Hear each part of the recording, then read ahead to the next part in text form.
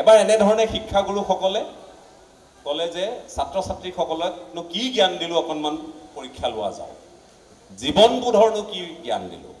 মই প্ৰায় ঠাইতে কওঁ, ধাৰ কৰা সাধু তথাপিতো কওঁ যে তাত শিক্ষকগৰাকীয়ে ক'লে যে ছাত্ৰ ছাত্ৰীসকল এটা বাল্টি আনাচোন, তোমালোকে এটা খালী বাল্টি আনা, ডাঙৰ বাল্টি এটা আনা। আনিলে বাল্টিটো আনি ক'লে যে এই বাল্টিটো কিন্তু এতিয়া মই তোমালোকৰ কিছুমান কথা ইয়াতে মই জুখিম, মই জানিব খুজিম যে এই বাল্টিটোত তোমালোকে আমি যিটো কওঁ গিটি বুলি কওঁ, শিল বুলি কওঁ, 3-4 চাইজ, বোলে এই অকণমান ডাঙৰ ডাঙৰ শিল কেইটামান ভৰোৱা তোমালোকে ইয়াত। ভৰাই দিলে, জোকাৰি দিবলৈ ক'লে, জোকাৰি দিলে আৰু ভৰোৱা, জোকাৰিলে, ছাৰ মুখ পালেহি আৰু নোসোমায়। ভৰ্তি হ'ল বোলে ছাৰ হ'ল, ঠিক আছে।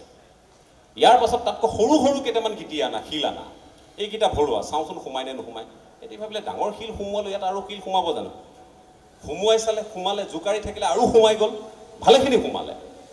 তাৰ পাছত ক'লে যে বালি অলপ ভৰোৱা। ক'লে যে ছাৰ বালি? বোলে অঁ বালি ভৰোৱা। বালি ভৰাবলৈ ক'লে, বালি ভৰালে, বালি সোমালে, ভৰালে, সোমালে, বোলে সোমালে ছাৰ, কিমান সোমালে? বোলে ভালেখিনি বালি সোমালে। আন এটা বাল্টি লোৱা, ল'লে, ক'লে যে এইটোত প্ৰথমে বালি ভৰোৱা।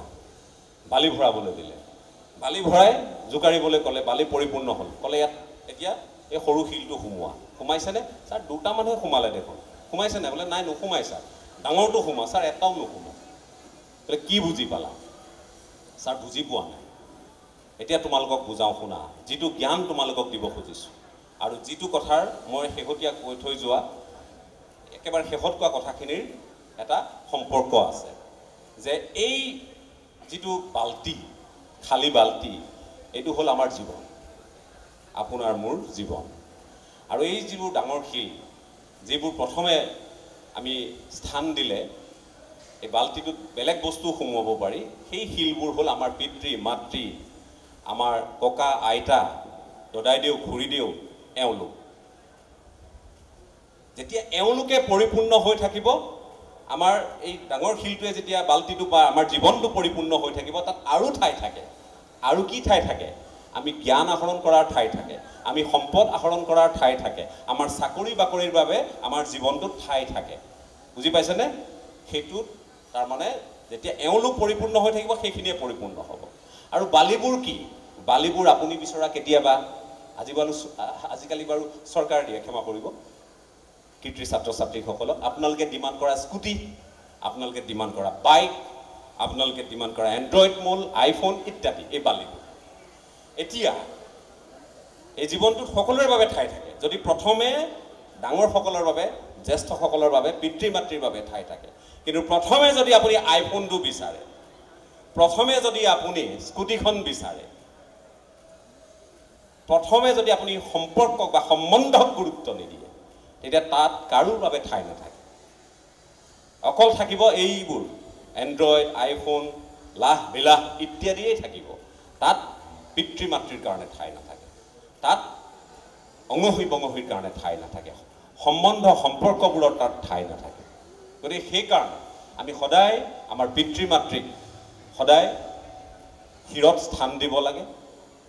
মই কিয় মনত পেলাবলগীয়া হয়, কিয় ক'বলগীয়া হয়, প্ৰত্যেকগৰাকী বক্তাই কিয় আহি ক'বলগীয়া হয়, এইকাৰণে ক'বলগীয়া হয় যে আমি বৃদ্ধাশ্ৰম দেখিছোঁ, আমি পদপথত অৱহেলিত পিতৃ মাতৃক দেখিছোঁ, সেইকাৰণে এইবোৰ কথা ক'বলগীয়া হয়। গতিকে জীৱনত পিতৃ মাতৃক গুৰুত্ব দিব, তেওঁলোকক পূজা কৰিব, মন্দিৰলৈ যাব নালাগে। আমাৰ জীৱন্ত ভগৱান হ'ল আমাৰ পিতৃ মাতৃ। মন্দিৰত গৈ আপুনি তিলক লৈ গোটেই তৰ্পণ অৰ্পণ সকলো কৰিব, নহয়নে? পূজা পাঠ সকলো কৰিব, ঘৰত থকা ভগৱানক আপুনি বাহিৰত ৰাখিব। সেইদিনা কোনোবা এজন আজিকালি বহুত ভাইৰেল হয়, আৰু মই ভাবোঁ এইবোৰ ভাইৰেল হোৱাটো ভাল। কৈছে যে 3 মহলীয়া ঘৰ বনাইছে, ওপৰৰ মহলত AC লগাই কুকুৰক ৰাখিছে, পিতৃ মাতৃৰ কাৰণে কোঠা এটা নাই।